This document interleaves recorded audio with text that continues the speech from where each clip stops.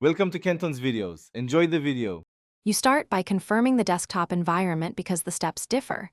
GNOME versus XFCE versus KDE matters.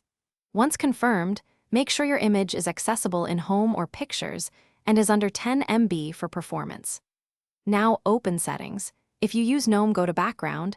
If XFCE, right-click Desktop and choose Desktop Settings. If KDE, open System Settings and Workspace Behavior. These are the first actionable steps, so you can change the wallpaper immediately. You now perform the core change. In GNOME, click Background, Add Picture, choose your image, then Set to Apply. This updates Lock and Desktop if enabled.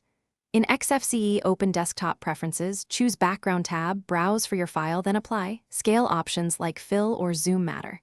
In KDE, pick Wallpaper from Widgets, set image type, choose File, then Apply and Save. KDE offers layout and scaling per activity. Once done, confirm visually on the desktop. You finish by syncing lock screen and desktop if desired. Enable lock screen background in settings so both match. If the image fails to appear, check permissions. Run chmod 644 on the image file so the desktop process can read it. If changes don't take effect, log out and back in, or restart the UI. For GNOME, run GNOME shell replace in a terminal. For XFCE, log out. For KDE, restart Plasma shell. If problems persist, check DE-specific cache and paths. Thanks for watching. Consider subscribing if we helped you.